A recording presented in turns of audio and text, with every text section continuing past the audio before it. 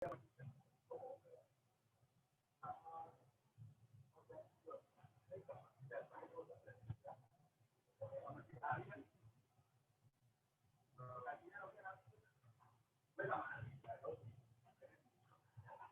kita mulai saja. Bismillahirrahmanirrahim. Assalamualaikum warahmatullahi wabarakatuh. Salam sejahtera untuk kita semua.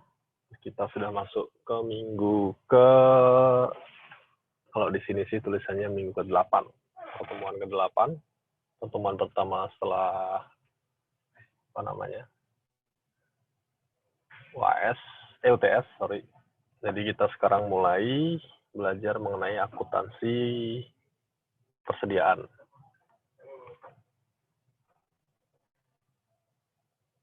Nah, ini materi kita untuk sampai dengan UAS. Materi kita sampai dengan UAS yang pertama, minggu ini kita belajar persediaan, nanti minggu depan aktiva tetap, kemudian dilanjutkan revaluasi aktiva tetap, nanti ada merger, kalau investasi saham, dan juga dividennya, SGU, dan terakhir nanti akuntansi jasa konstruksi. Di sini mungkin nanti untuk kedepan-depannya juga, jurnal pajak nggak terlalu banyak karena jurnalnya sih sebenarnya sama-sama saja, dan ini paling nanti concernnya lebih kayak keperlakuan perpajakannya dari setiap materi yang akan kita bahas. Termasuk yang minggu ini kita belajar mengenai akuntansi perpajakan terkait persediaan.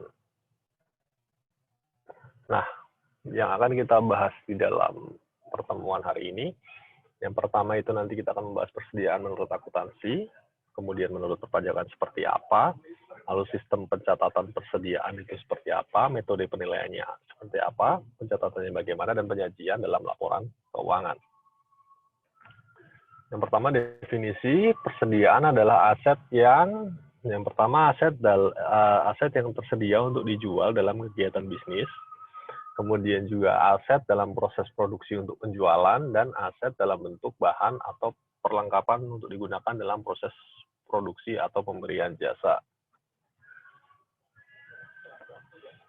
Nah, jenis-jenis persediaan berbeda dari satu jenis perusahaan dengan perusahaan yang lain. Misalnya perusahaan dagang, persediaannya biasanya dia persediaan barang dagangan dan persediaan barang konsinyasi jika dia penjualannya melalui sistem konsinyasi. Kemudian kalau perusahaan manufaktur, dia ada persediaan bahan baku dan bahan penolongnya, ada juga persediaan barang dalam proses, lalu ada juga persediaan barang jadi, barang dalam perjalanan, dan barang konsinyasi. Nah, kemudian kalau yang terkait dengan hak pemilikan barang sesuai penyerahan pada saat transaksi, itu ada barang dalam perjalanan in transit, jadi tergantung dia transaksinya apakah FOB destination atau shipping point. Kemudian juga ada barang titipan atau barang konsinyasi.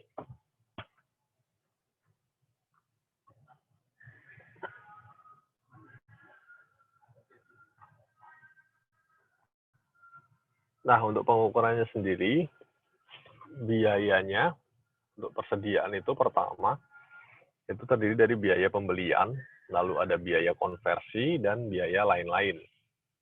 Kemudian, ada juga nilai realisasi neto atau net realizable value.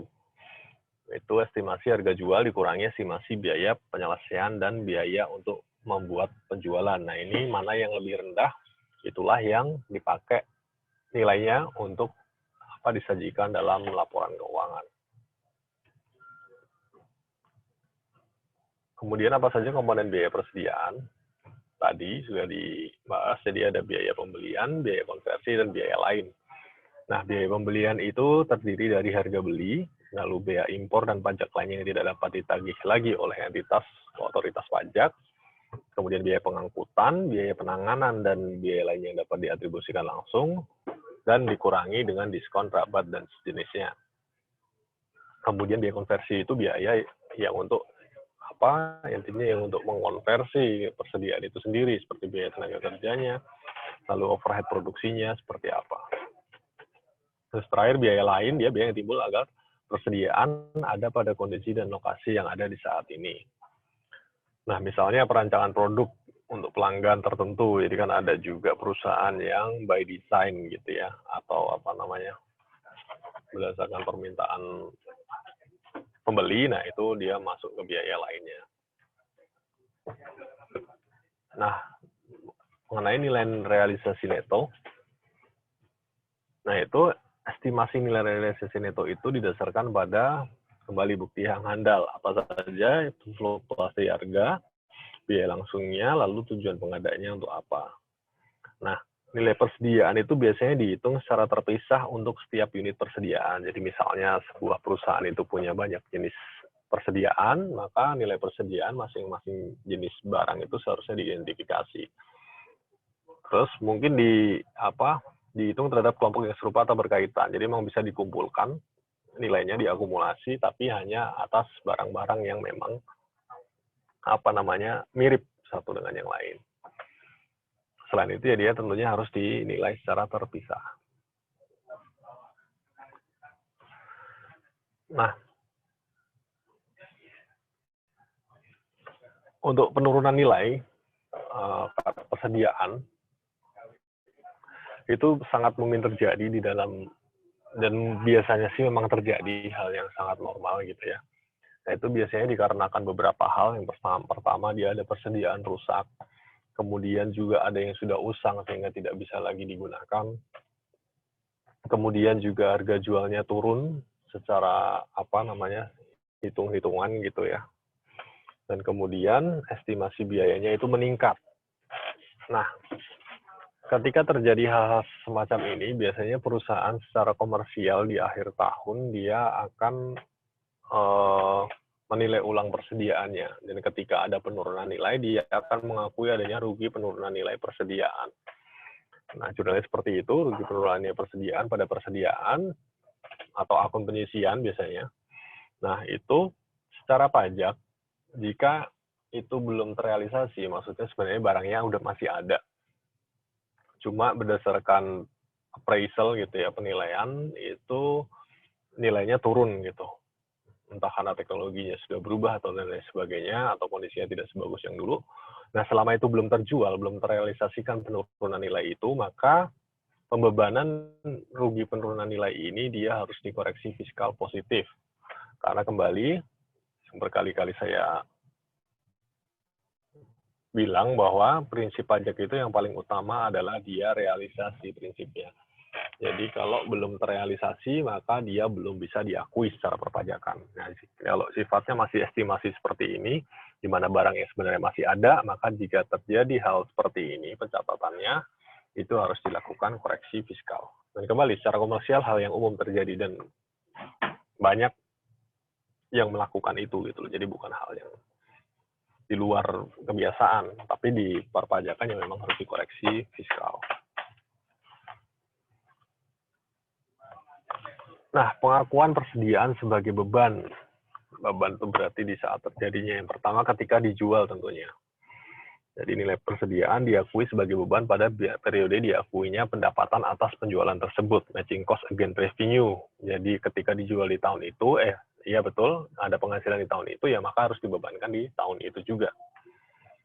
Nggak ada koreksi fiskal, karena memang sudah terrealisasi. Nah, kemudian ketika terjadi penurunan nilai, itu diakui sebagai beban pada periode terjadinya penurunan nilai. Seperti misalnya tadi di akhir tahun gitu dinilai ulang persediaannya untuk disajikan di laporan keuangan terjadi penurunan nilai, maka diakui ada penurunan nilai di situ. Nah, itu biasanya dilakukan koreksi fiskal positif karena itu tadi sebenarnya barangnya masih ada dan belum terjual atau belum benar-benar dihapuskan gitu. Jadi dia masih bersifat estimasi sehingga harus dilakukan koreksi fiskal. Nah, kemudian adanya pemulihan nilai, misalnya ada peningkatan kembali ya nilainya. Nah, itu menjadi pengurang beban. Jadi pengurang beban pada periode terjadinya. Nah, itu juga ada koreksi fiskal negatif, tapi ya, jadi koreksi fiskal negatif dia akan mengurangi pendapatan, mengurangi laba seperti itu. Karena kembali, pemulihan itu juga masih belum terrealisasi. Pencatatan persediaan ya teman-teman sudah sangat hafal lah seperti itu, karena ini sangat umum di akuntansi juga. Ada dua sistem pencatatan persediaan.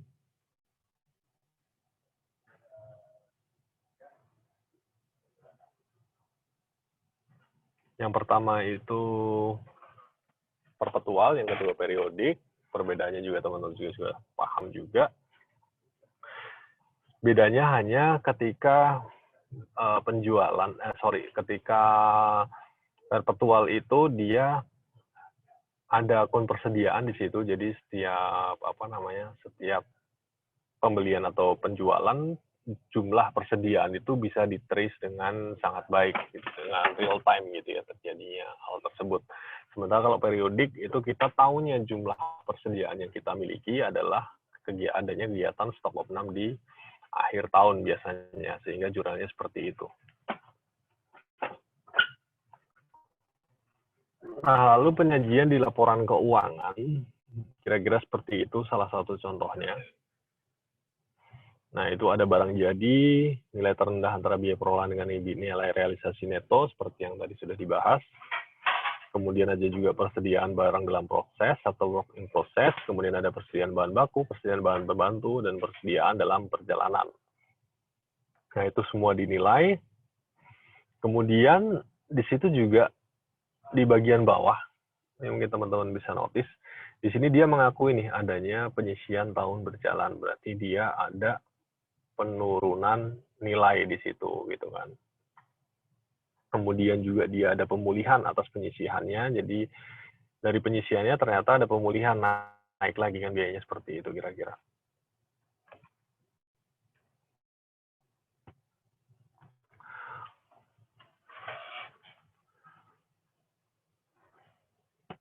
Ya, lalu secara teori zaman dulu sebenarnya ya, kita masih mengenal adanya tiga metode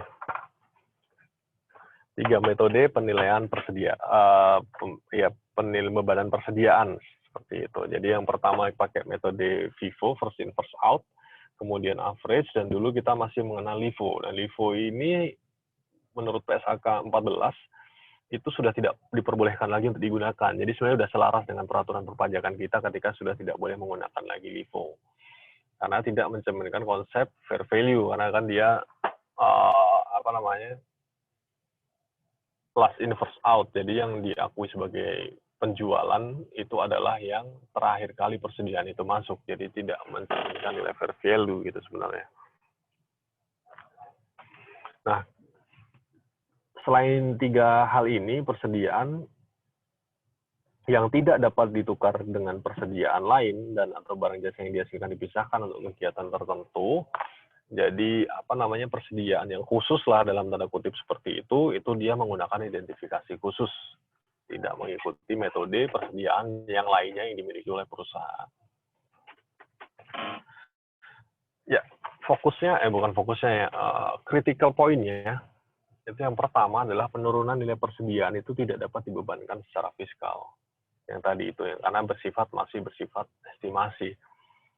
Nah, tapi sebaliknya, jadi kan dikoreksi nih nantinya koreksi fiskal positif. Sebaliknya, jika terjadi kenaikan nilai persediaan akibat pemulihan, dia juga dilakukan koreksi juga negatif. Jadi kan adil gitu. Ketika penurunan dikoreksi fiskal positif, secara komersial boleh, secara fiskal harus dikoreksi fiskal positif.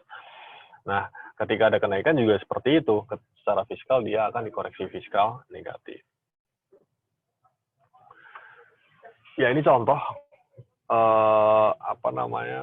penggunaan metode persediaan dengan metode average seperti itu. Jadi persediaan awal ada pembelian sehingga total jumlah inventorinya ada 600 seperti itu. Kemudian harga rata-ratanya dari tiga hal ini adalah 10,75 misalnya seperti itu.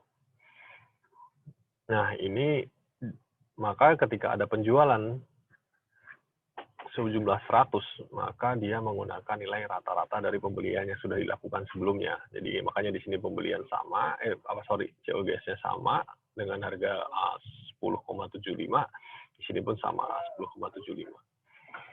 Itu untuk average. Kemudian untuk FIFO bedanya adalah di sini ketika terjadi pembelian dengan berbagai macam harga, maka yang pertama yang diakui adalah ketika ada penjualan sebesar 100 adalah inventory yang pertama. Gitu.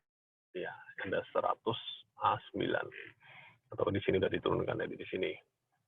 Itu pertama itu dulu yang dijual, sehingga persediaannya tinggal tersisa yang 100 dengan harga 12 dan 100 dengan harga 11,25. Ketika ada penjualan lagi 100, maka yang pertama kali, yang paling tua lah ini seperti itu, yang dipakai di dalam perhitungan COGS. Nah, kalau LIFO, ini tidak diperkenankan lagi, tapi good to know. Sebaliknya dari FIFO, ketika di suatu periode kita punya, sebelum penjualan itu punya persediaan dengan harga 9, 12, dan 11,25, ketika ada penjualan, itu akan diakui yang paling terakhir. Seperti itu, jadi yang ini. Kemudian ada penjualan lagi, diakui yang paling terakhir lagi, yang nilai 12, sehingga sisanya adalah yang nilai 9. Perbandingannya seperti ini, mungkin juga secara logika,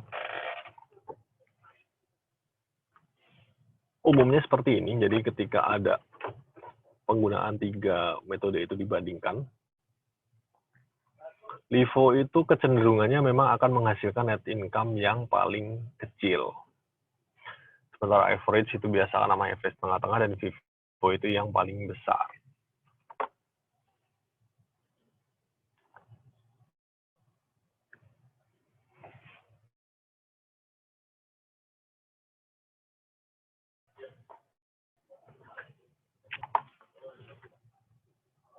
Nah, kemudian ada yang harus diperhatikan mengenai pengaruh adanya kesalahan dalam pencatatan persediaan dalam laporan keuangan.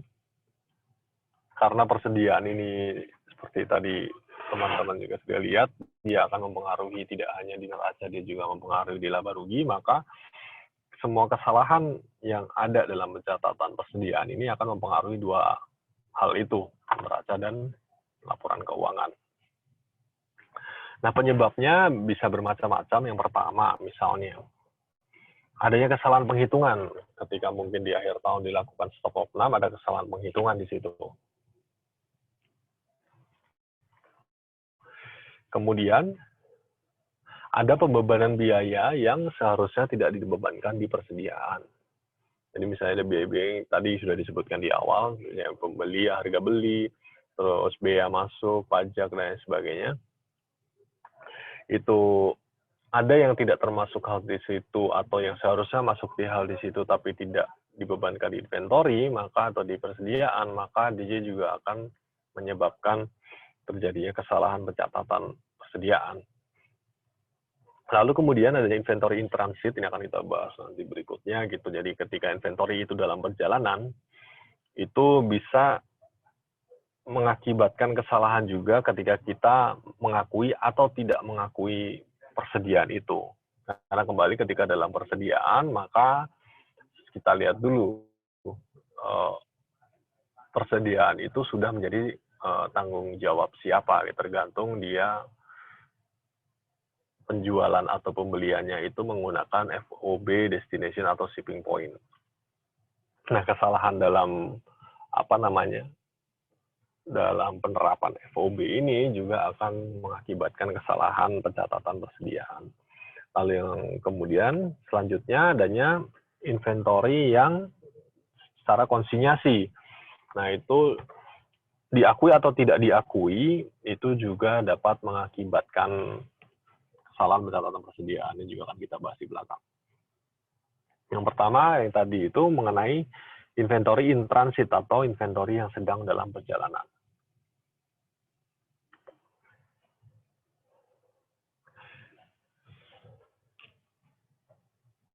Penentuan metode pengangkutan itu yang menentukan siapa pemilik persediaan itu sebenarnya. Nah, misalnya ketika barang itu dibeli atau dijual dengan FOB shipping point, maka hak atas barang itu seharusnya sudah berpindah ke pembeli ketika barang itu diangkut atau di destinasinya masih ada di seller sampai dengan barang itu sampai di tujuan, baru buyer mengakui persediaan itu. Nah, kemudian yang terkait dengan tadi barang konsinyasi,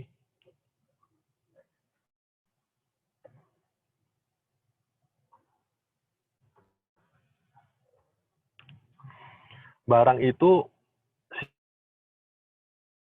di pabrikan atau manufaktur seperti itu. Jadi barang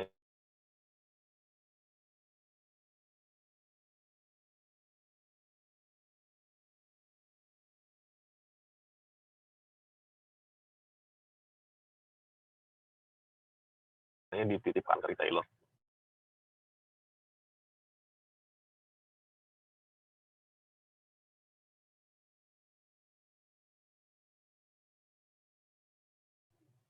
Ya, manufaktur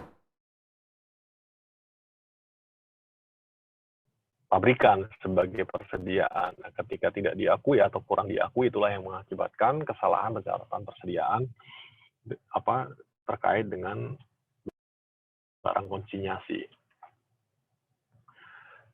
Nah, kira-kira efeknya seperti ini ketika inventory awal itu understated atau dicatat lebih rendah, maka akan mengakibatkan COGS-nya juga understated, sehingga gross profit-nya menjadi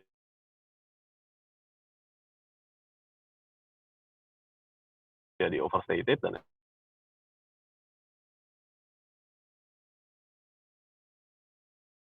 sementara efek sebaliknya terjadi ketika di ending inventory. Ketika di ending inventory atau persediaan akhirnya itu understated, maka COGS-nya berarti dia overstated dan gross profit dan income-nya understated atau penilaiannya di bawah seharusnya. Begitu juga ketika overstated, sebaliknya.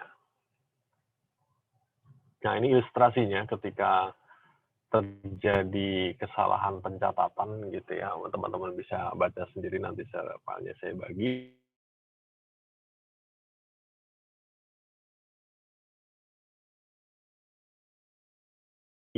Kan counterbalancing pada suatu saat, ketika dua tahun itu digabungkan, dia sebenarnya penilaian persediaannya akan saling menutupi saja sebenarnya. Jadi ketika di tahun 2021 misalnya gitu ya, dia ada understatement dari net income itu sebesar 10.000, maka ketika tahun berikutnya dia akan overstatement 10.000. Jadi efek dari kesalahan pencatatan persediaan itu sebenarnya nol ketika digabungkan di 2 tahun itu. Tapi kalau kita bisa melihat secara 2 tahun, tapi tentunya ketika kita melihat parsial, maka di sini kita akan melihat bahwa dia understated, dan sebenarnya kalau di sini kita akan melihat dia overstated.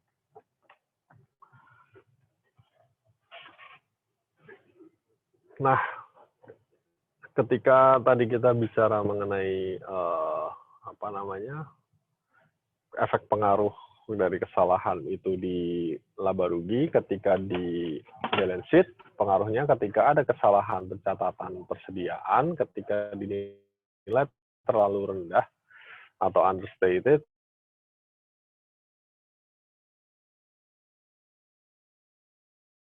maka merchandise ini equity itu juga understated, overstated juga sama overstated semua. Kemudian kita sekarang masuk ke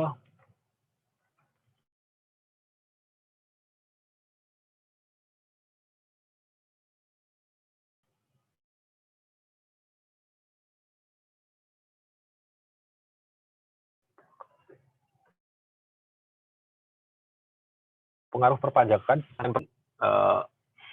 yang diperbolehkan FIFO sama average sebenarnya. LIFO tidak diperbolehkan di sana. Nah, kemudian penentuan harga perolehan atau harga penjualan dari sebuah persediaan. Ketika tidak dipengaruhi hubungan istimewa, maka jumlahnya tentu saja sesuai yang sesungguhnya dikeluarkan atau diterima.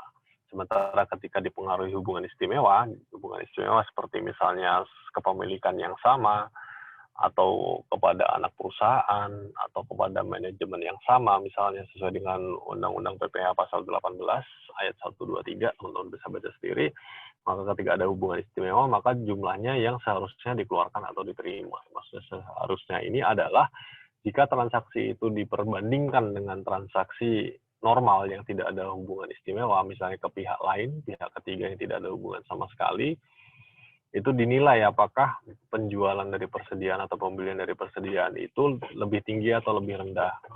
Nah, itu yang dipakai adalah nilai yang seharusnya dikeluarkan atau diterima. Jadi yang sesuai dengan perbandingan dengan yang tidak ada hubungan istimewa. Kemudian jika terjadi tukar-menukar, maka jumlah yang nilai yang digunakan adalah jumlah yang seharusnya dikeluarkan atau diterima berdasarkan harga pasar. Nah, kemudian jika terjadi likuidasi, penggabungan, peleburan, atau pemekaran, pemecahan, pengambil alihan usaha, maka juga jumlah yang seharusnya dikeluarkan atau diterima berdasarkan harga pasar, kecuali ditetapkan lain oleh Menteri Keuangan. Kita bahas di slide berikutnya nanti. Kemudian juga pengalihan harta yang memenuhi pasal 4 ayat 3 huruf A dan B. Huruf A dan B itu bantuan hibah dan warisan. Maka dasar penilaiannya bagi yang menerima itu sama dengan nilai buku dari pihak yang mengalihkan atau nilai yang ditetapkan oleh Direktur Jenderal Pajak. Sementara yang tidak memenuhi pasal 4 ayat 3 huruf A atau yang berupa bantuan atau sumbangan, jika tidak memenuhi maka dasar penilaian yang menerima itu adalah harga pasar. Kalau yang tadinya nilai buku, ketika tidak memenuhi dia harga pasar. Nah, kemudian jika terjadi pengalihan harta atau persediaan dalam konteks ini misalnya sesuai dengan pasal 4 ayat 3 huruf C. Huruf C itu adalah penyerahan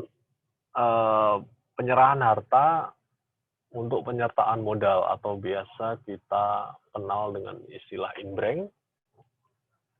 Itu dasar penilaiannya bagi yang menerima itu adalah harga pasar dari harta tersebut. Sementara untuk persediaan dan pemakaian untuk perhitungan harga pokok itu atau untuk COGS-nya dinilai berdasarkan harga perolehan yang dilakukan secara rata-rata average atau mendahulukan persediaan yang diperoleh pertama atau FIFO. Nah, di sini sudah di-state bahwa LIFO tidak boleh digunakan. Sebagai contoh seperti ini. Jadi ada PTA yang punya harta X dan PTB dengan harta Y. Nilai sisa bukunya PTA ini ada 10 juta, harga pasar 20 juta, PTB 12 juta, dan harga pasar 20 juta. Nah, ketika misalnya terjadi pertukaran harta, benar-benar ditukarkan tanpa melibatkan uang sama sekali, dan harga pasarnya sama, maka nilai yang digunakan adalah nilai perolehan yang seharusnya dikeluarkan atau nilai penjualan yang seharusnya diterima. Nah, sisanya itu harus diakui sebagai keuntungan atau kerugian yang dikenakan pajak. Dalam hal ini adalah keuntungan karena harga pasarnya dua-duanya lebih tinggi daripada nilai sisa buku. Nah, maka ketika terjadi pertukaran seperti ini, PTA harus mengakui keuntungan sebesar 20 juta dari nilai barang yang dilepaskan itu 10 juta, harus mengakui keuntungan sebesar 10 juta dan PTB mengakui keuntungan sebesar 8 juta yang berupa 20 juta kurang 12 juta. Nah, 10 juta dan 8 juta ini merupakan objek pajak, dia harus dikenakan pajak.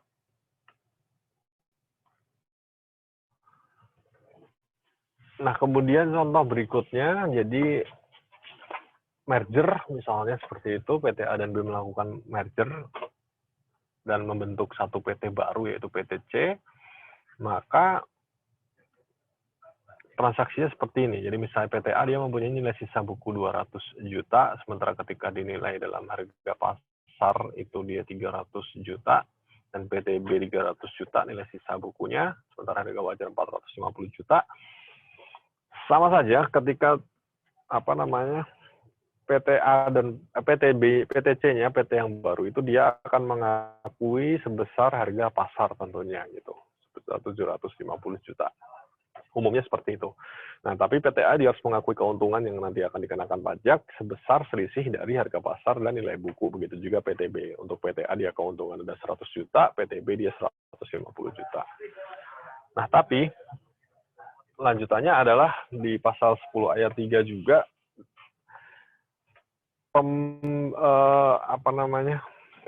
Menteri Keuangan itu dapat menentukan dengan nilai lain, dengan diselaraskan dengan kebijakan misalnya bidang sosial, ekonomi, investasi, jadi tidak menggunakan harga pasar, tapi menggunakan nilai sisa buku. Nah, jika ketentuan ini diberlakukan, maka PTC akan membukukan penerimaan harta sebesar 500 juta, yaitu 200 sama 300. Nah, ketika yang tadi itu ya, jadi sesuai dengan nilai bukunya.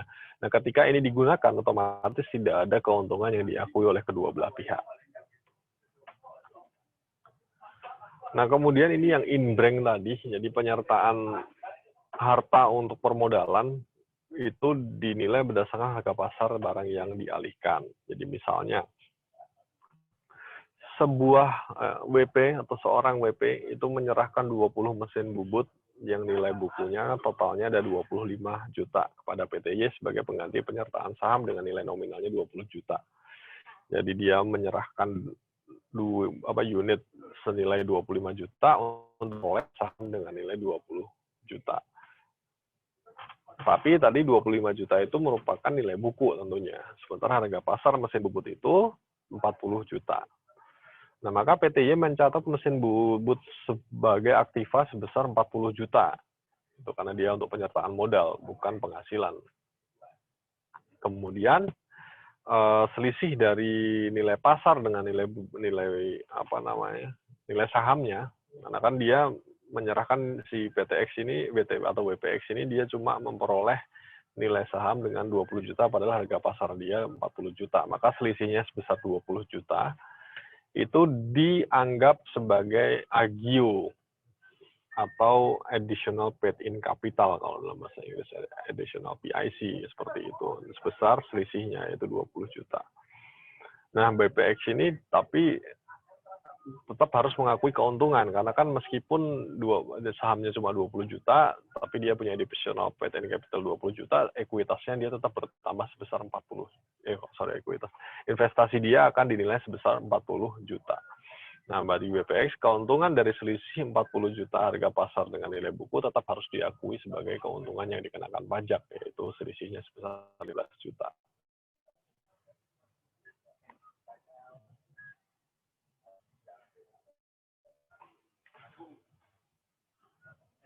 Nah, ini misalnya contoh penggunaan metode persediaan untuk menghitung harga pokok. Ini tidak ada bedanya sebenarnya dengan tadi yang sudah kita bicarakan di awal dalam sisi komersil. Seperti itu hampir tidak ada bedanya. Misalnya contohnya seperti ini, maka perhitungannya sama seperti yang tadi kita lakukan gitu ya. Teman-teman bisa dalami sendiri. Kemudian ini ada latihan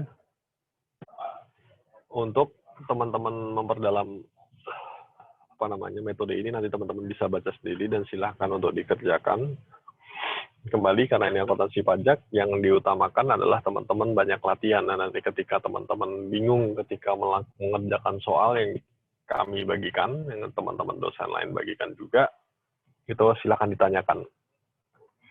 Karena repotnya PSBB ketika kita mau praktek itu agak lebih susah gitu loh. Mending teman-teman coba dulu, ketika mentok, teman-teman tanya ke saya, ada masalah. Jadi hanya itu saja materi kita malam ini. Jika ada pertanyaan, dipersilahkan. Izin bertanya, Kak. Silakan. Kalau misalnya transfer inventory ke cabang itu, apa ada yang perlu diperhatikan gitu, Kak? Kalau misalnya untuk transfernya itu di akhir periode pencatatan?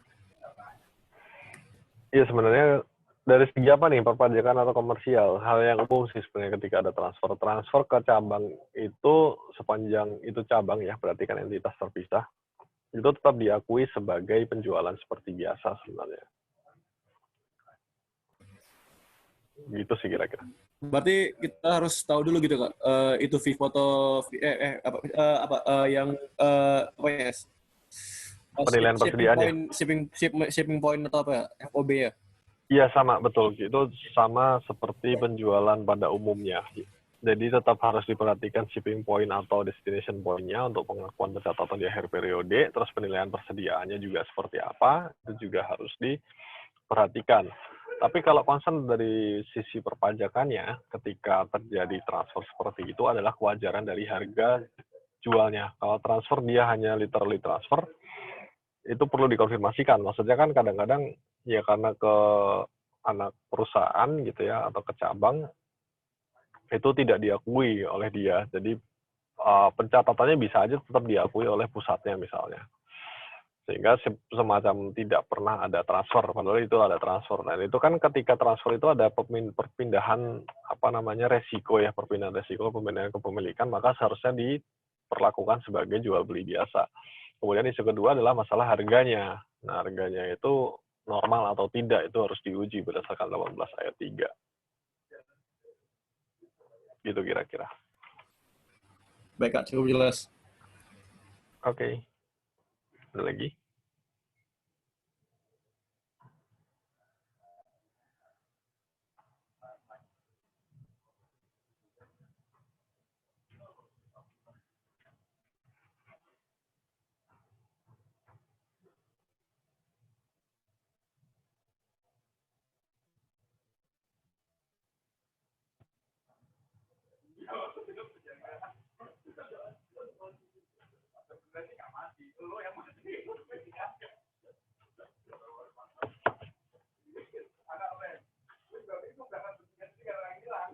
Ada lagi mau ditanyakan? Kalau enggak, saya akan ngasih tambahan latihan lagi. Nanti teman-teman silahkan di sisa waktu mengerjakan itu. Jika bingung, silahkan ditanyakan di grup, nggak ada masalah. Karena yang penting adalah latihan kembali yang berkali-kali saya tekankan.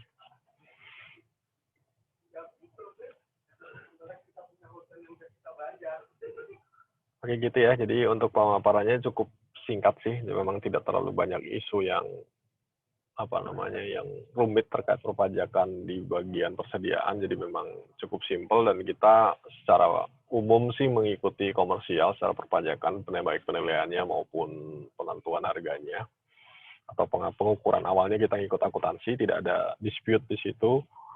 Dispute antara akuntansi komersial dan perpajakan terkait persediaan itu hanya ada di penurunan nilai persediaan dan pemulihan, hanya itu saja. Jadi memang yang lain sama persis dengan akuntansi komersial. Jadi kira-kira gitu teman-teman pemaparannya. Jadi nanti akan saya bagikan lagi soalnya untuk teman-teman latihan. Kalau ada yang untuk di sisa waktu sampai dengan perkuliahan selesai, jika ada yang ingin ditanyakan nanti silahkan diposting di grup untuk kita bahas bersama. Gitu aja teman-teman, semoga mencerahkan. Kurang lebihnya mohon maaf. Billahi taufiq wal hidayah. Wassalamualaikum warahmatullahi wabarakatuh. Selamat mengerjakan latihan dan selamat melanjutkan aktivitas teman-teman di malam hari ini. Terima kasih Kak. Terima kasih Kak. Terima kasih Kak. Terima kasih Kak.